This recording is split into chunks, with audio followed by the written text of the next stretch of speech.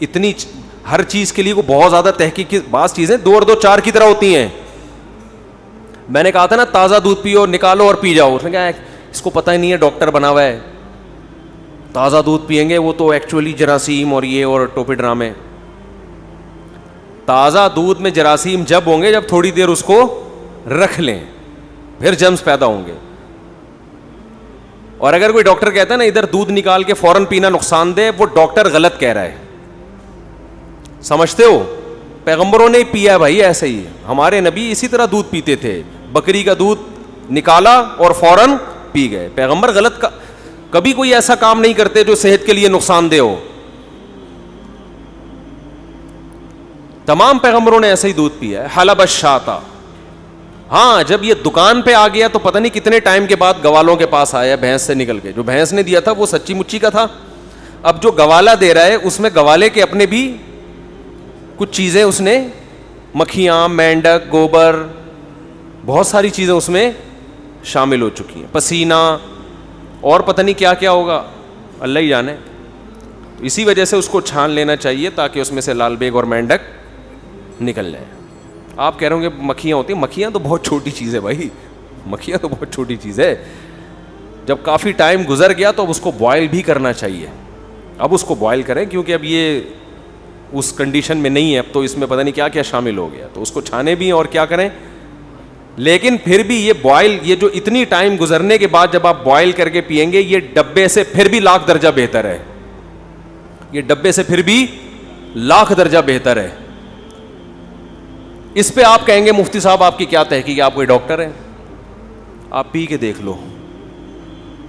یہ بھینس کا دودھ جو گوالے دے رہے ہیں نا, جس میں مینڈک بھی نہا چکے ہیں, غسل جنابت کر چکے ہیں مینڈک اس میں, اور پتہ نہیں کیا کیا ہے, اس کو جب اس کو بوائل کرنا ضروری ہے کیونکہ یہ قدرت کا دیا ہوا نہیں ہے, اس میں اپنے بھی تصرفات ہیں ان کے. تو اس کو جب آپ بوائل کرو گے تو پھر بھی یہ اس ڈبے سے بہرحال بہتر ہے. اس کی کیا دلیل ہے؟ اس کی دلیل ہے پی کے دیکھو, مزہ نہ آئے پیسے واپس. آپ ڈبے کا بھی پئیں, یہ پئیں, آپ کے چہرہ سرخ ہونا شروع ہو جائے گا تھوڑے دنوں میں. یہ جو گوالے والا ہے, سمجھتے ہو؟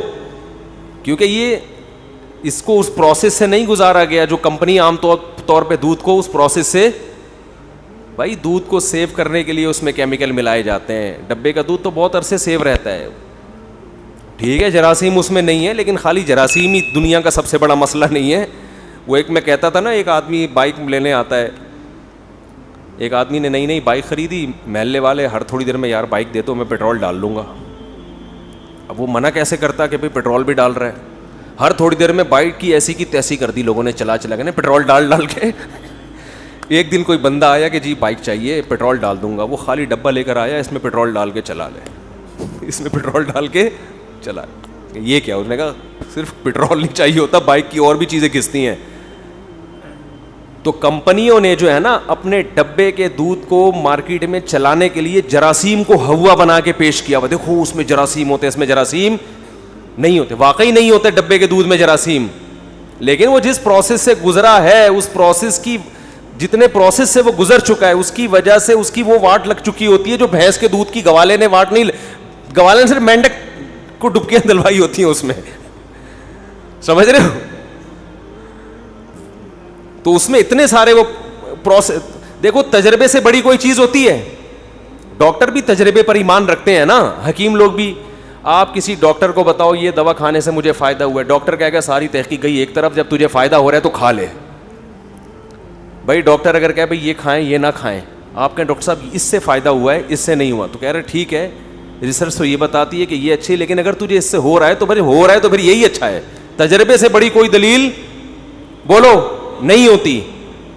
تو آپ تجربہ کر کے دیکھ لو, یہ والا دودھ اپنے بچوں کو پلاؤ, خود بھی پیو, آپ میں ریزسٹنٹ پاور بڑھے گی, آپ میں بیماریوں کے خلاف دفاع کی قوت بڑھے گی, آپ گوالے کی طرح مستنڈے ہو جاؤ گے معذرت کے ساتھ اگر کوئی گوالا بیٹھا ہوا ہے.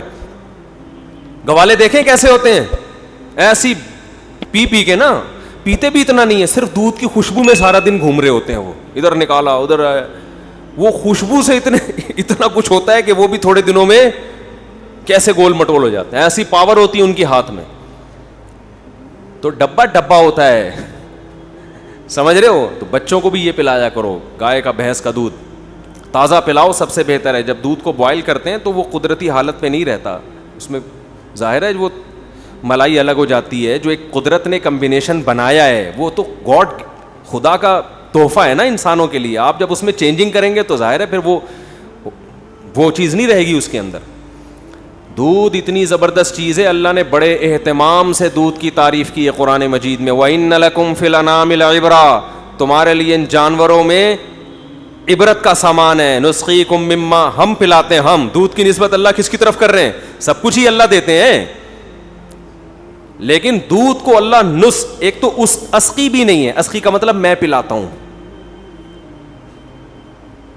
اور یہ بھی نہیں اللہ نے کہا گائے پلاتی ہے تمہیں یا بھینس پلاتی ہے، بکری پلاتی ہے. نا نا نا نا نا نا نا، ہندوؤں سے یہی تو گڑبڑ ہوئی ہے. ہندوؤں نے کہا گائے دودھ پلاتی ہے لہذا گائے کی عبادت کرو. اللہ نے کہا گائے نہیں پلاتی. کون پلاتا ہے؟ میں پلاتا ہوں، گائے کو میں نے بنایا. تو کیا شان سے اللہ نے دودھ کی تعریف کی ہے.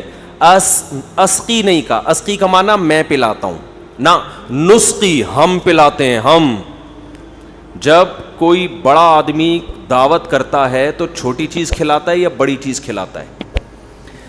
ارے کسی سیٹھ نے آپ کی دعوت کی، بڑی پرتکلف، آپ کو بھائی سیٹھ صاحب ہے بھائی، یہ تو بہت بڑا آدمی ہے، اس کی دعوت میں جائیں گے تو کیا ہوگا. آپ گئے تو اس نے دال چاول لا کے رکھ دیا آپ کے سامنے.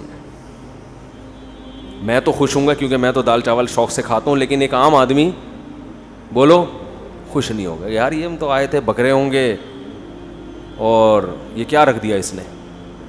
دوسری ایک پوائنٹ تو یہ ہوا کہ جب کوئی بڑا آدمی اکرام کے طور پر کچھ کھلاتا ہے تو چھوٹی چیز بولتے کیوں نہیں؟ دودھ پیتے تو بولتے نا. دودھ پیو گے تو بولو گے، ڈبہ نہیں بول سکتا. ہوتا ہے ڈبے میں بھی کچھ چیزیں لکھی ہوئی ہوتی ہیں اوپر نا، کہ vitamin A B C D کچھ لکھا ہوا ہوتا ہے، تو ہوتا ہے. میں اس کا انکار نہیں کر رہا، لیکن وہ آلٹرنیٹ قدرتی، یہ بھی قدرتی ہی ہوتا ہے ڈبے کا. لیکن اکثر اس کو ایسے پروسیس سے، یا تو سعودی عرب کا ڈبہ ہو نا، وہاں تو گائے کا دودھ اسی طرح پیک کر کے پلا دیا. تو یہاں کے ڈبے سعودی عرب کے ڈبے نہیں ہیں.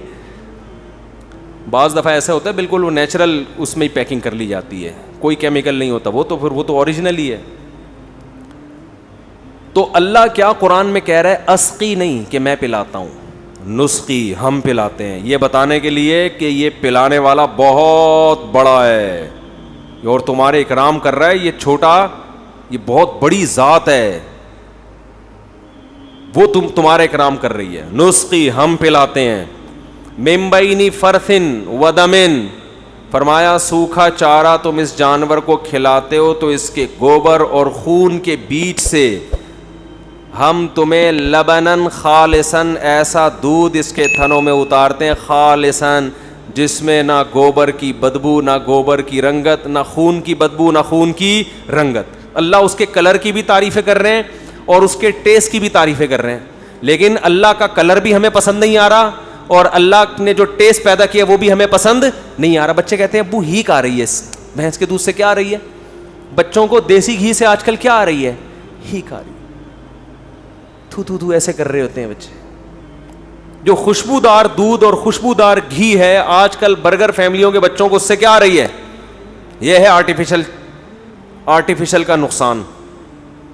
سمجھتے ہو پاپڑ کھانے کا یہ کیا ہے؟ یہ نقصان ہے. جو پاپڑ کھائے گا دودھ نہیں پیے گا وہ. تو اللہ فرماتے ہیں من بین فرثن ودمن لبنن خالصن، لبن خالصن جس میں نہ گوبر کی بدبو، نہ خون کی بدبو، نہ گوبر کی رنگت، نہ خون کی رنگت. یہ تو اس کا کلر ہے اور مزہ کیسا ہے؟ سائغ للشاربین، پینے والوں کے حلق میں پھسلتا چلا جاتا ہے. ہمارے حضرت جب اس آیت کی تلاوت کرتے تھے فرماتے ہیں اتنا مزہ آتا ہے کہ جیسے ایک گلاس دودھ تو پی لیا ہم نے، پھسلتا چلا جاتا.